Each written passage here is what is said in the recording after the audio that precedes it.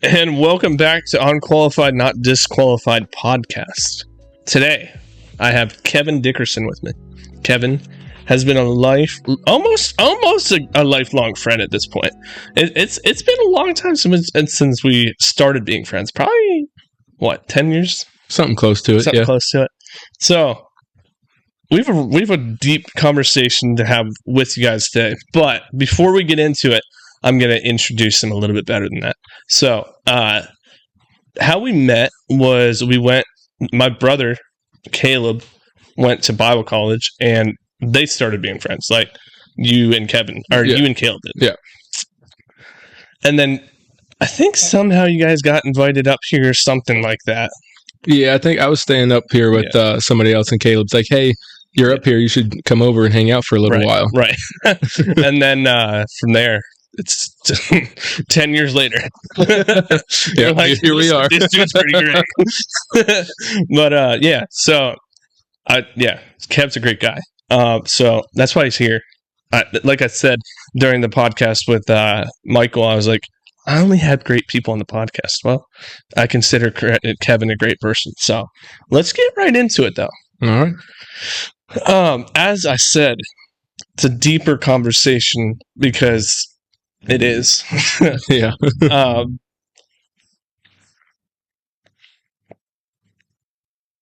So I was thinking about what I wanted to start it.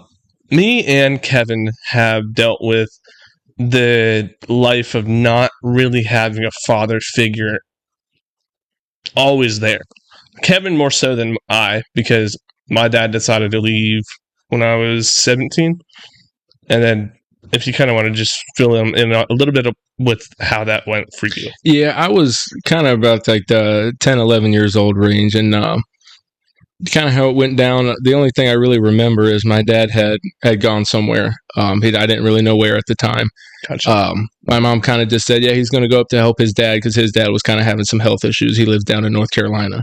Gotcha. And after kind of a couple of weeks, I mean, young kid, you kind of just start to wonder about things. And then I remember sitting in the living room and I was playing the Xbox.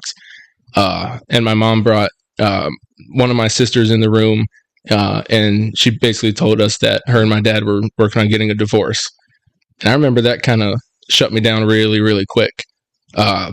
I wasn't able to finish anything that I was playing on the game. I remember just turning it off, and I kind of just went straight outside and just kind of sat there for a few hours, just not really knowing what to think. So, I mean, it's been probably 12-ish years since that happened, so... Yeah, that's a good way to start it. Yeah. It's never easy to lose someone that you truly care about. And as a father figure, even 10, 11 years old, right, and me 17, like, it's a person you look up to. Mm-hmm. It's a father figure, someone that you're like, I want to resemble my life after this person. And then when they decide to do something like that, it's like, I don't want to do that anymore. And it's mainly just one thing. I mean, I don't want to get on here and just bash our dads, right? Yeah. Those 10, 11 years, like, I'm sure there was some great moments. Yeah.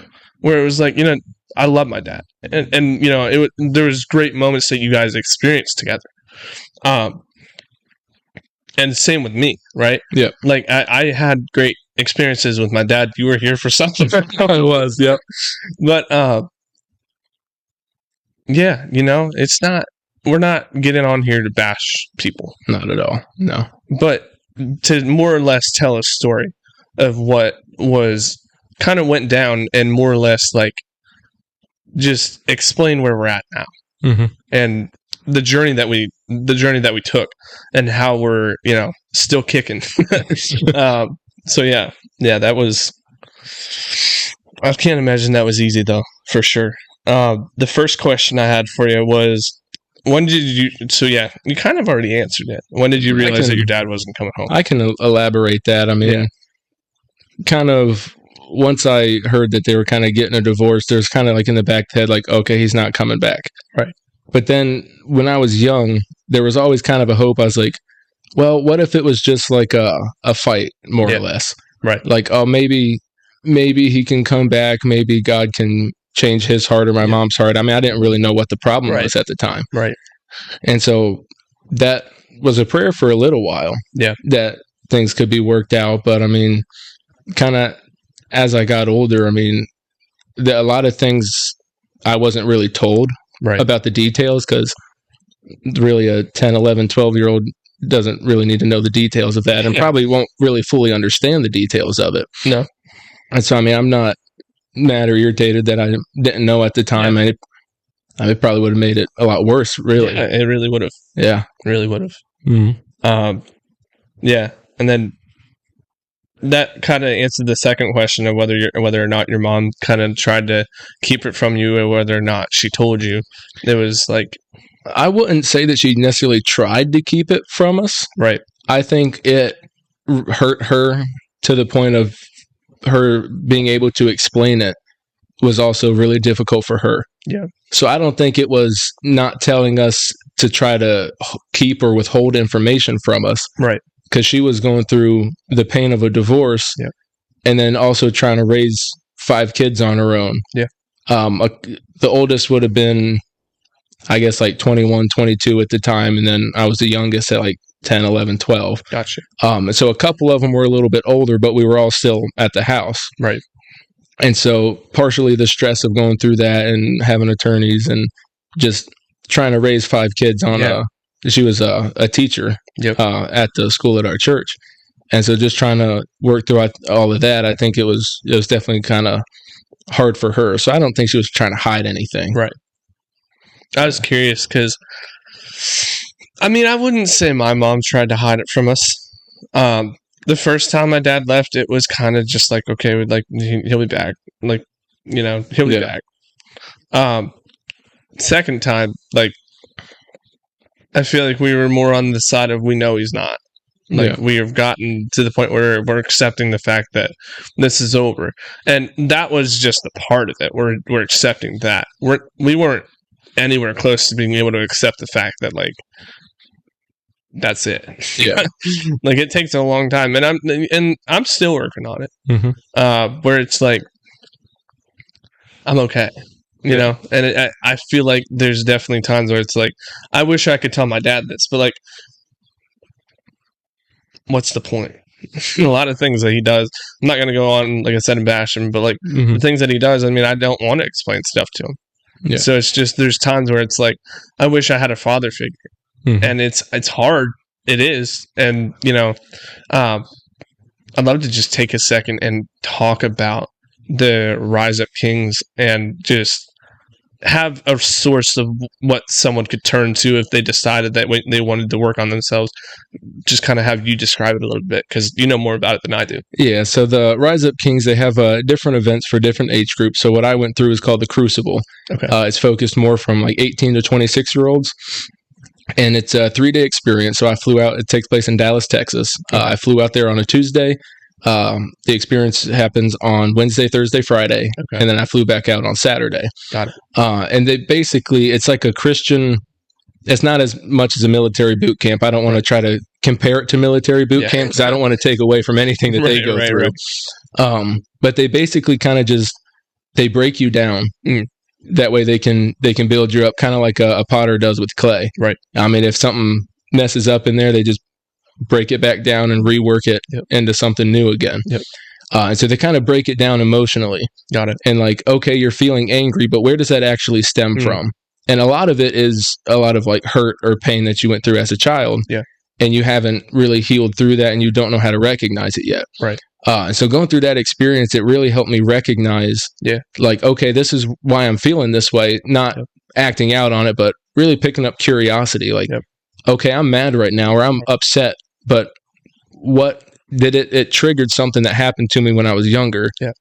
So why am I feeling this way instead of really acting out on it? Yeah. And it kind of just gave me a whole new perspective on how to address certain issues or details, or just really a mindset. Yeah. I think completely differently. So instead of thinking, the victim mindset, why did this happen to me? This happened to me. It really, I can play the victim card, which I did for a very, very long time. Yeah. But it came to the point where what happened when I was younger, when my parents separated, had nothing really to do with me. Right. And that took a long time for me to realize that too.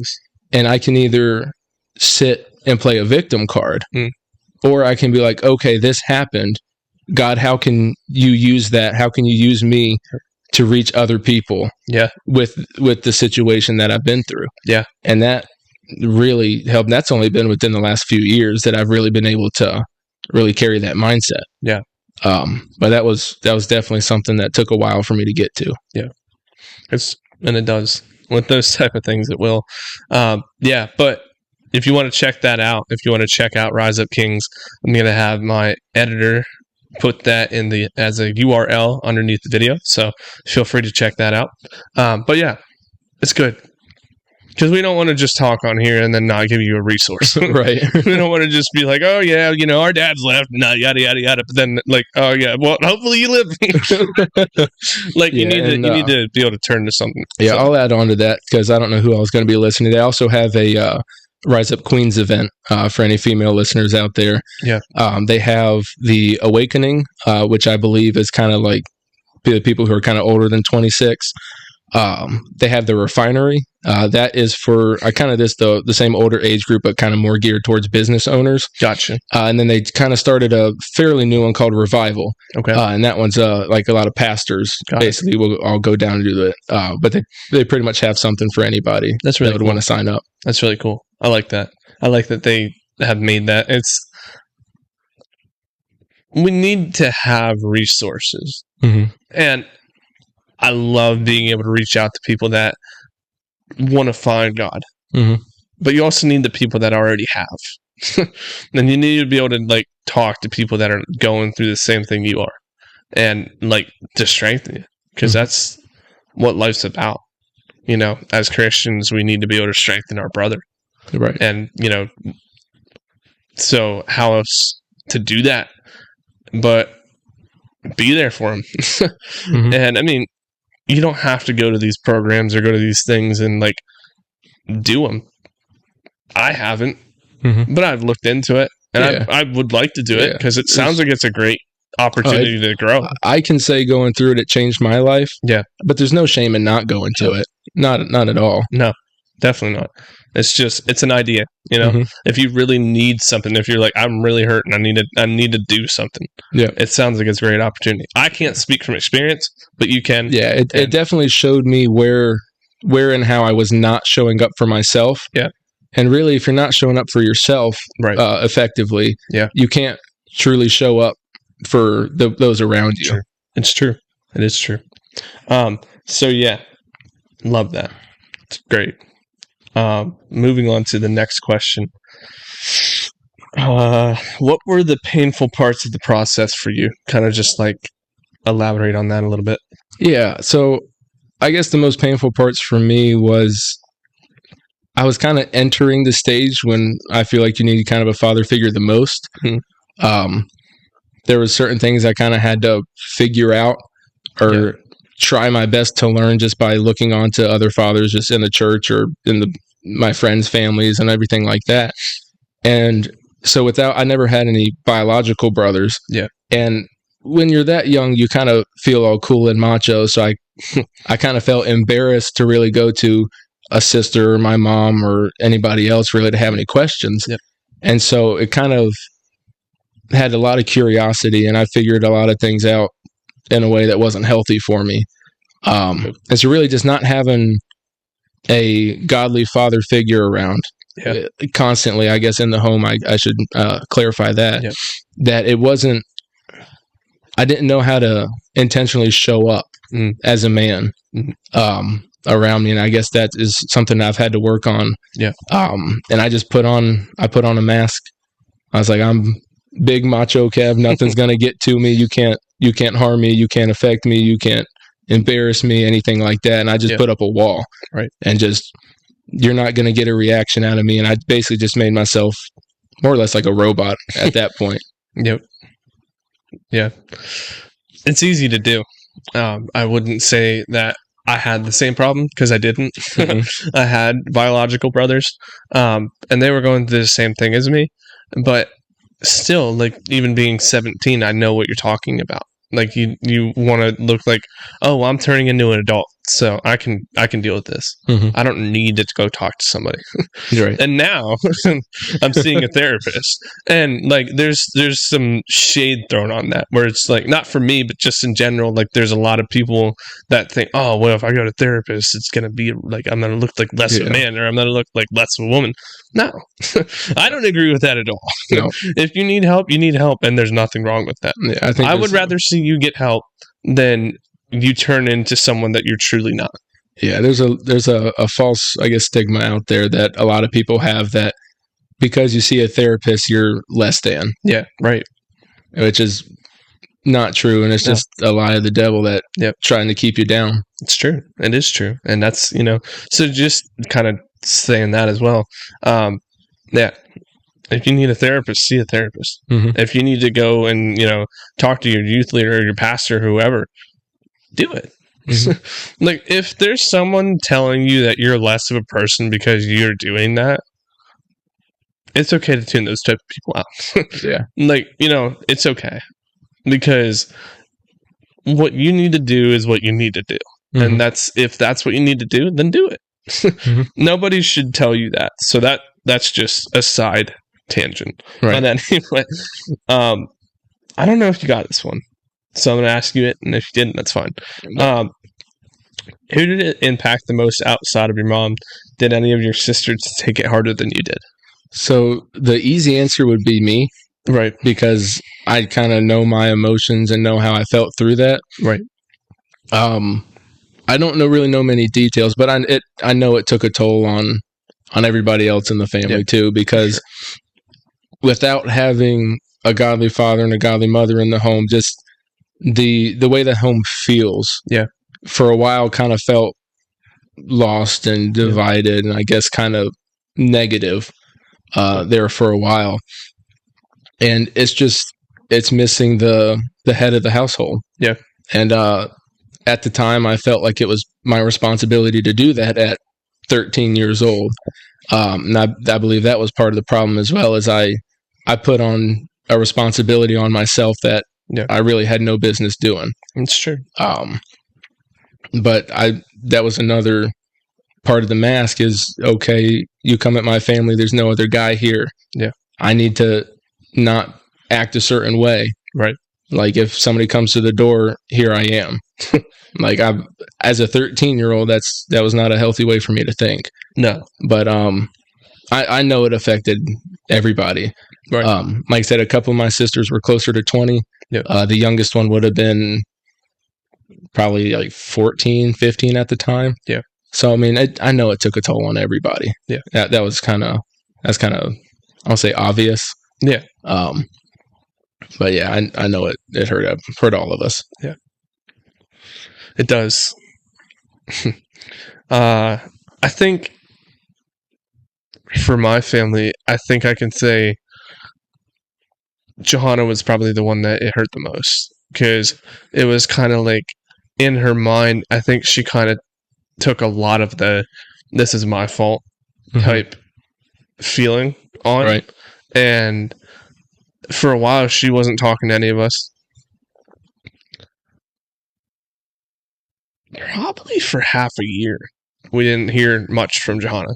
I didn't see my nephews. I didn't see my niece. So I think that it really took a toll for her, for sure. Just mainly because of the fact that she, like,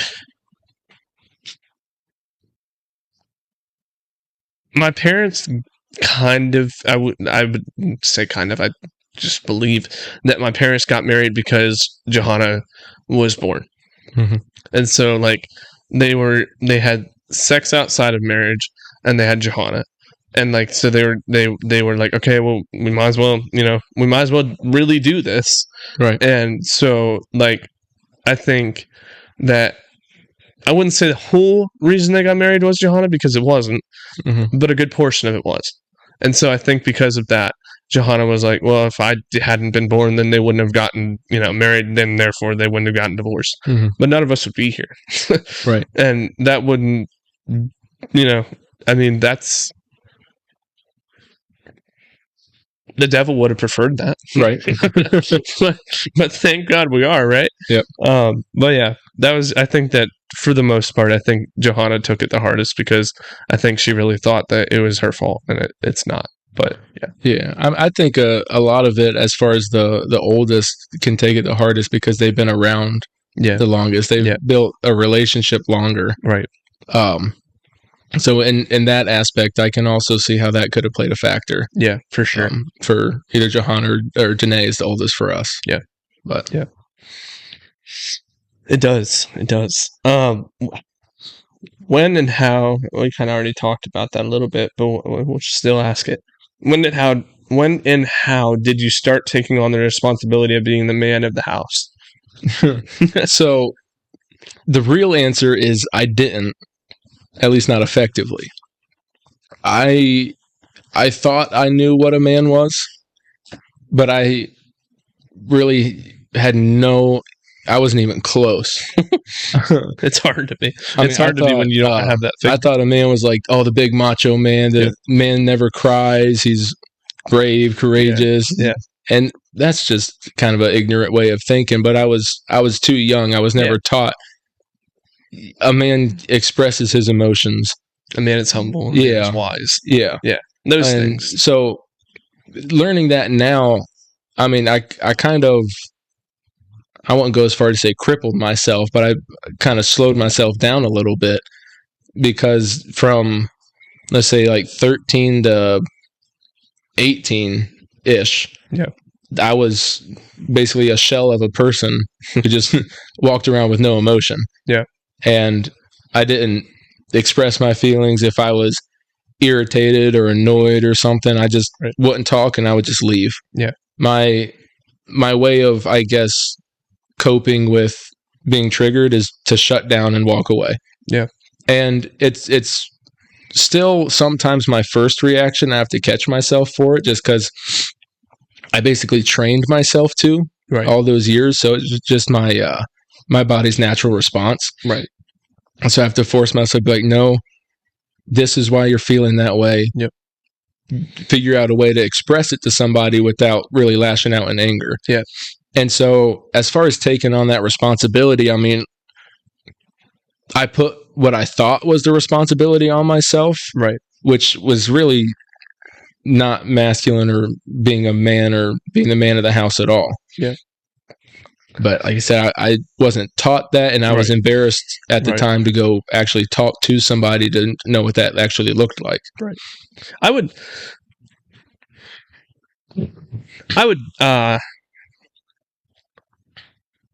think that you did your best to take on the responsibility of being the man of the house. Mm-hmm. You didn't how because you weren't shown how. Yeah, I did the best with what I thought I knew. Right.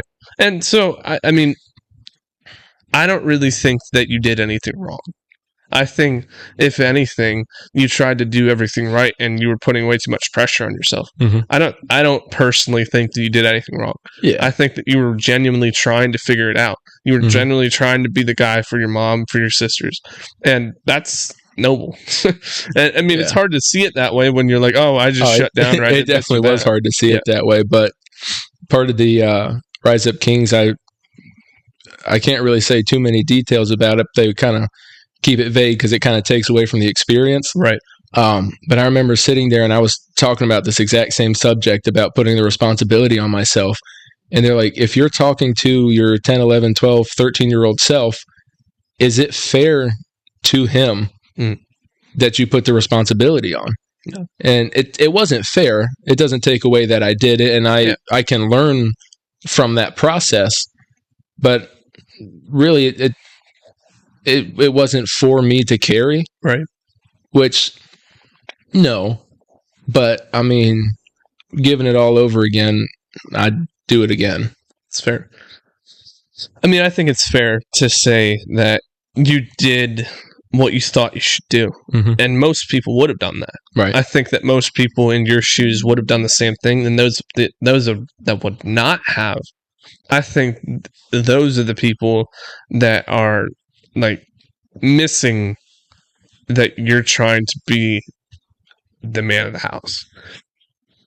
you know, at that age, you shouldn't have had to be. Mm-hmm. And so, I mean, I don't think that, like I said, and I'll just say it again, and then I'll stop beating a dead horse. But I don't think that you really did anything wrong.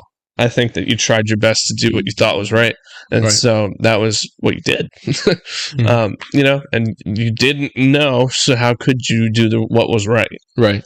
So that, you know, yeah, just kind of, you already know that, but just re-elaborating it and saying that it wasn't your fault. Right.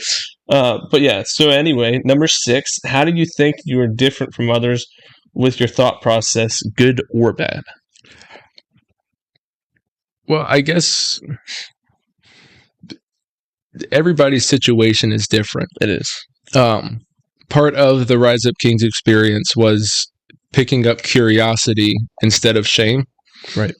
And so in the past, my quick thought was, okay, I need to leave, or I'm going to say something that I'm going to regret or that's going to hurt another person. Yeah. And I was very, I guess, closed off or closed-minded to what other people thought or had to say. Yeah. And now I can take a step back and be like, okay, they said this, but with context, I don't believe that they truly meant that. Yeah.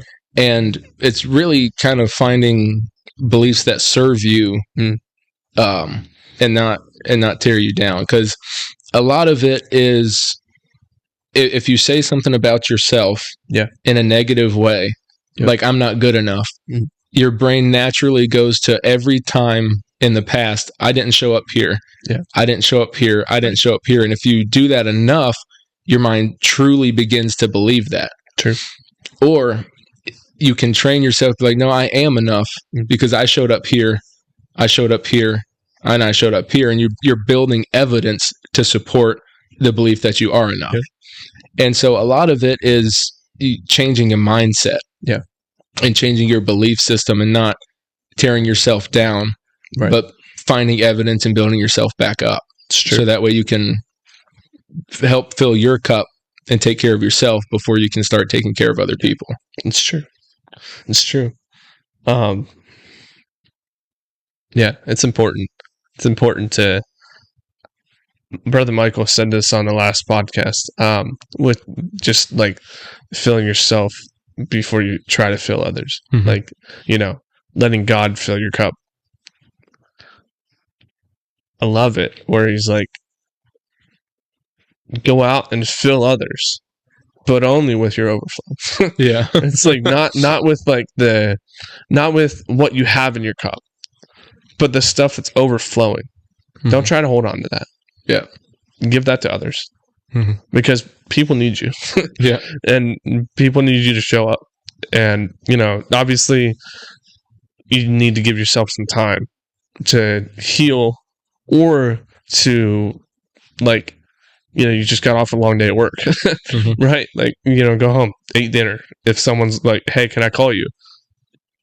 If you have the energy, sure. But it's not, I think we get so wrapped up in the mindset of, oh, well, if I don't answer their phone call, then, you know, something bad's going to happen. Mm-hmm. They have other people they can call. I fell into that trap a lot because I had for me, not really having seen my dad show up a lot just because I didn't have as much time. Right. That I can say I was genuinely terrified of becoming that person. Right. And so I would overwork myself. Yep. And if anybody asked me to do anything, I would always try to find a way, but it was always kind of a detriment to myself, sometimes physically and mentally. Yeah. Of, okay, I have to do this for that person, this for that person, this for that person. Yep. And I didn't give myself any time to rest, which is good for your physical body naturally and spiritually. Yep. I didn't set any time aside for myself to do that. Yeah. Because it kind of, when I was by myself, I kind of was thinking things back. Right. And it kind of just brings the memories back. So I always kept myself active. That was kind of just another form of not dealing with the issue. I was kind of just kicking the rock down the road. Yeah. Not just picking it up and dealing with it. Right. Yeah. And that's easier to do. It's easier to kick the rock than pick it up and deal with it. Yeah. But, yeah, I love it. Where he's just like, out of the overflow. It's not from what God's filled you up with, because that's yours. Yep. But the overflow is for other people. And really what that means is when not only when you have the time, there is times where you need to show up for people. Like if, they're going through a hard time or whatever, there's times where you need to show up for people. But there's times where you need to show up for yourself as well. Yeah. And it's like, okay, well, no, not today. I need a day. And that's okay. It's okay to take a day. If you need it, then take it. Right. Because there's no reason to wear yourself out. If you're wearing yourself out, then you can't help other people. So don't. But yeah, so anyway, moving on from that. Number 7. What is your favorite thing to teach others through your journey of being a part of a divorced family? I think something that it took a while for me, like a lot of things have, but the decisions that my father made and who he was isn't who I am. It's true. I mean, I get to make my decisions. I get to choose who I'm going to be. Yeah. And still choosing to respect him. Right. But the choices he made doesn't define who I am or who I'm going to be. Yeah. They don't have to be your choices. Yeah. Yeah. So any decision or mistake or however you want to put that either your dad or your mom made, it doesn't define who you are. It's true. They were their person. They made their choices. Yeah. And you were you. Right. And you get to make your own choices. It's true. So I think that has been one of the biggest things for me. Like I said, when I was terrified of becoming that person, the thought that the belief that I created that basically freed me from that is I only end up that way if I choose to. It's true. And I'm going to choose to show up differently. It's good. When that time comes. It's good. I love that. Yeah. And you do. You get the choice. You get the choice of whether or not you do something bad, whether you show up in the wrong way, or whether you are going to be the person that you truly want to be and show up in the right way. Obviously, you're not perfect. No, nobody is. Right. So, you're not always going to show up the way you want to show up. That's the reality of life. But doing your best to show up as the person that you want to show up as, you can do it. It's not impossible. Yeah. Your mindset, oh, well, I've been this person for so long and I can't change. That's a lie of the enemy. You can be better. You can do better. Yeah. And so do it. I believe a lot of it comes down to intentionality. Yeah. And are you being intentional about trying to better yourself? Yeah. Of, okay, this is who I want to be. Right. What steps can I take now to become that person? It's true. And just being truly intentional about it. I love that because I've been hearing that a lot lately. Be intentional, be intentional, be intentional. And it's been a lot. I've heard it a lot. And I think that's just really for me, it's for everybody. And everybody should do that. Be intentional. Wake up, get out of bed. Be intentional about what you do during the day. Yeah. Go make money. Great. That's something that you need to be intentional about as well. But when you get home, love your family and be intentional about it. Show up for your friends and be intentional about it. Yeah. Show up for God and be intentional about it. Yeah. Be intentional. Don't show up and be like, oh, well, I'm just nonchalant. I'm just kind of being here to be here. Yeah. Be intentional. Yeah. So another thing kind of along those lines that I've heard that I really like is don't trade quantity time for quality time. Yeah. And so just because you spend a lot of time together doesn't mean you're really intentional in conversation or intentional in activities that you do. Yeah. Yeah. It's a good point. So let's see. I think we're on 8. How do you see God moving in your life to help others get through what you have been through? I think a lot of it is finding a boldness in it and not being ashamed of my story. and kind of just being willing to speak and just be real with people. Like, this is what I went through. Yeah. This is who I am now, and it's all glory to God. Yeah. And I tried to do it my own way for a long time, and it didn't work. And I tried it again, and it didn't work. And I tried it again, and it didn't work. And finally, I just gave up. And I was like, I can't do this anymore by myself. Yeah. And I mean, I'm here by the grace of God. It's true. And so just finding a boldness and telling my story, I think has been kind of the main thing, because I kept it internal for several years. It's hard not to. Yeah. And so it's part of healing from it is speaking it out. Yeah, it is. And so that was a really hard step for me. Yeah. Because going kind of back to the beginning where I wasn't taught that. Right. I wasn't taught that a man can show that emotion. Yeah. And so I kept it bottled in. Right. And then I learned that that's what it is, masculine. Yeah. You learn that it's okay. Yeah. You learn that it's okay. Yeah. Yeah, you do. And I mean, it's so good. That's such a good point where it's like, yeah, you go through your life and you're like, oh, well, I just shouldn't tell my story. Like, there's so many things that, what if people hear it this way? Like, what if people take it this way? Don't worry about how people take it. Yeah. Like, what is this person going to think of me? This person's going to leave me. This person's going to hate me. They're not going to love me anymore. Then let them go. Yeah. Like, that just kind of goes to show that they never cared about you anyway. And I'm not trying to step on people's toes or put a negative thought in your mind. But like, if you can't listen, then you don't care. And you have to listen. You have to listen, because if you don't, how are people going to know that you're going to show up for them? Mm-hmm. Just listening is showing people that you're showing up for them. Mm-hmm. Just saying, "Yeah, I got you. I get it." And I mean, you might not get it, so don't tell a lie.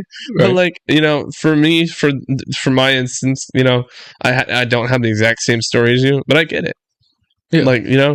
I can understand that it's hard because it is. Yeah. And it's like, I get it. I genuinely do. So there's people that need to hear your story. There's others that are like, okay, well, that doesn't really benefit me. Cool. All right, whatever. It was benefiting me to tell you.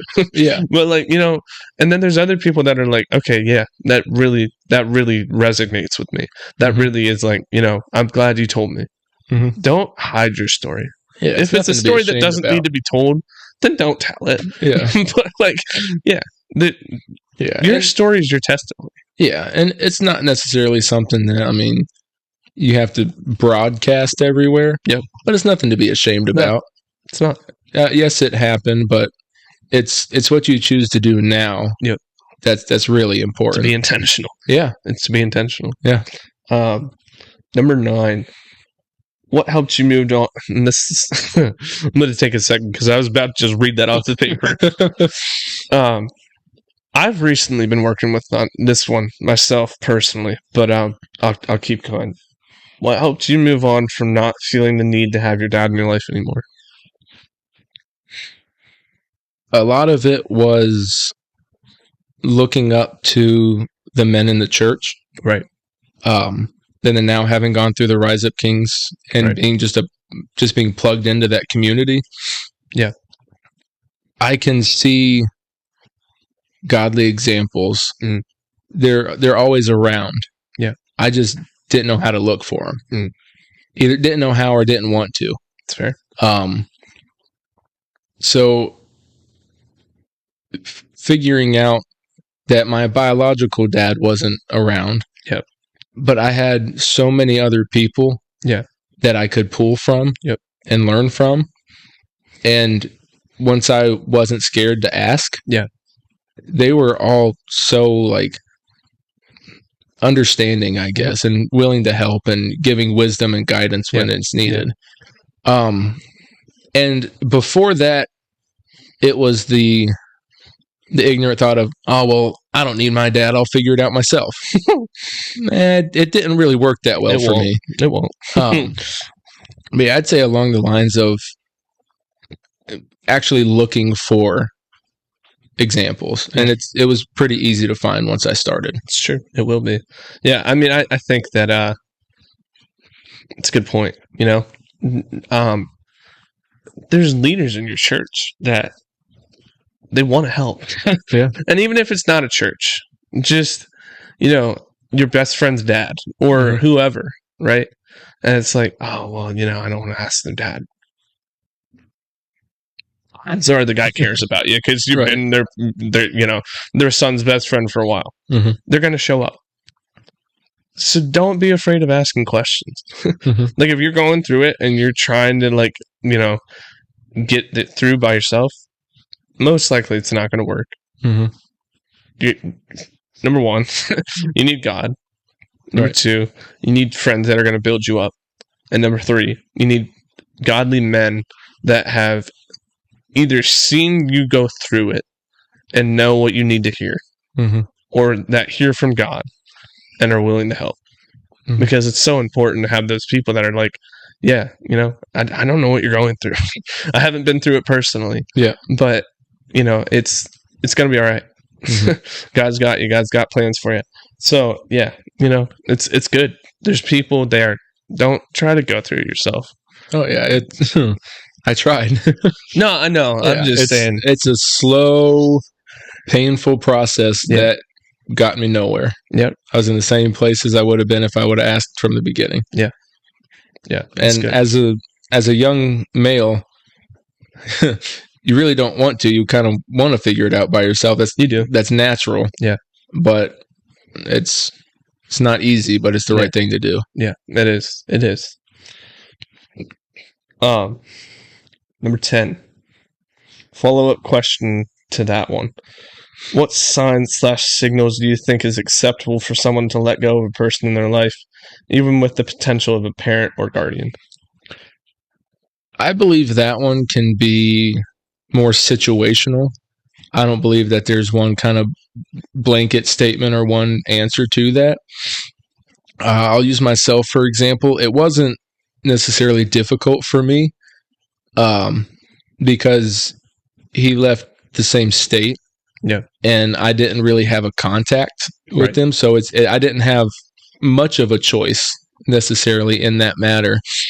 And sometimes I think it can be if they're really bringing any kind of value to your life.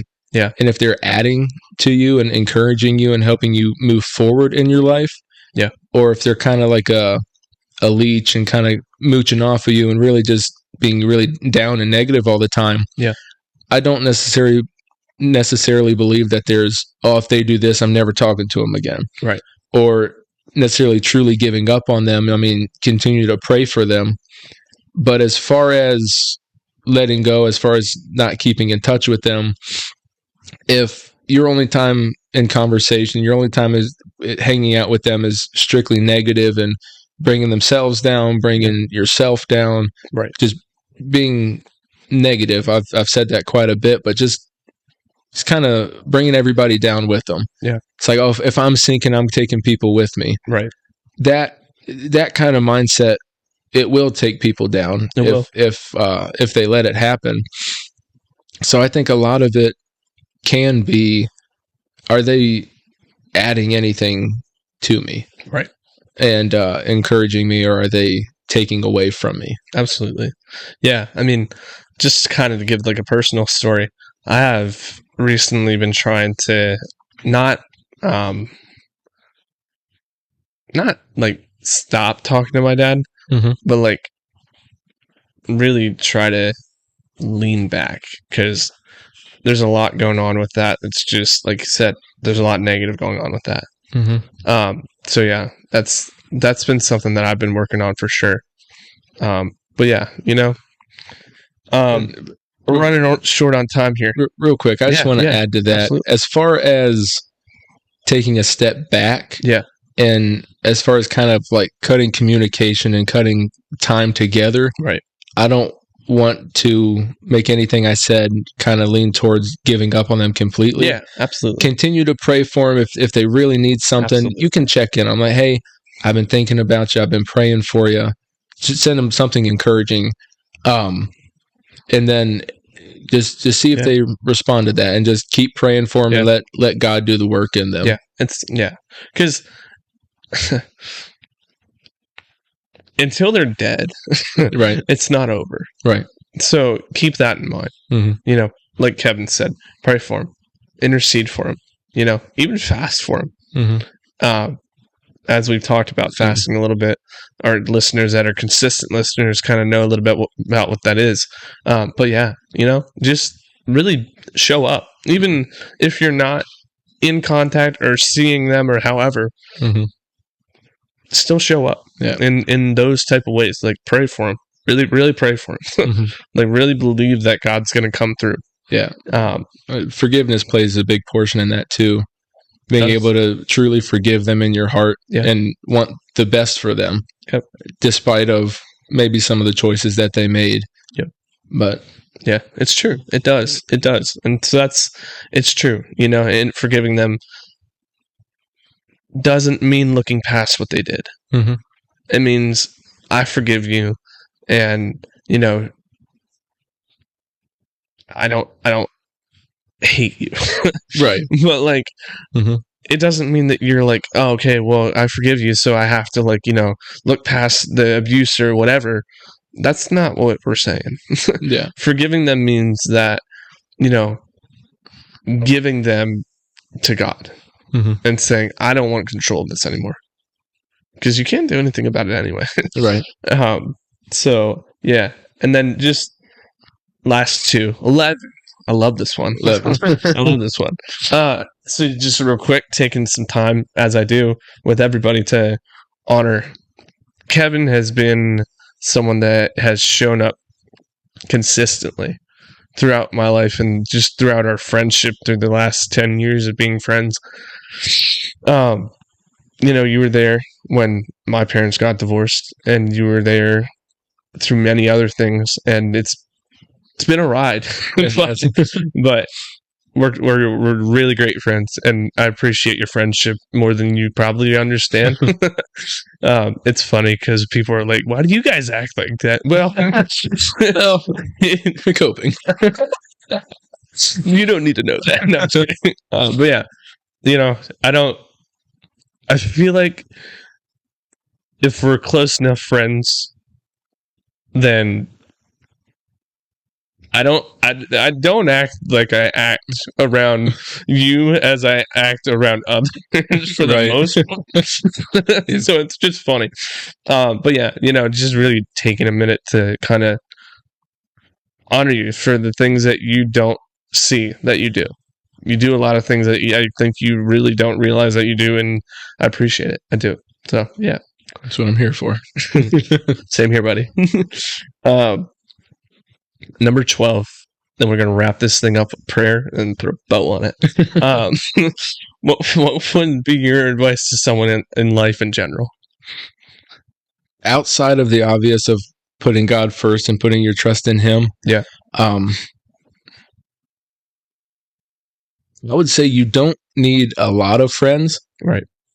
I would say right now to find 3, 4, 5 good friends that not only call you out, but also call you up. Right.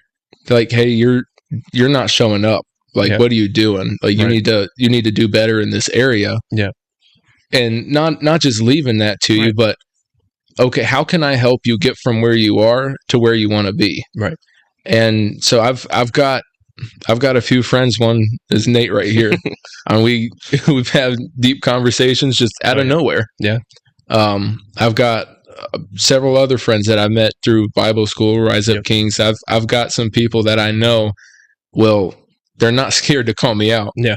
Like, you're acting like an idiot. Right. What are you doing? Right. And just kind of being just keeping me in line. Yeah. Like, I know this isn't who you want to be because you told me who you want to be. Yeah.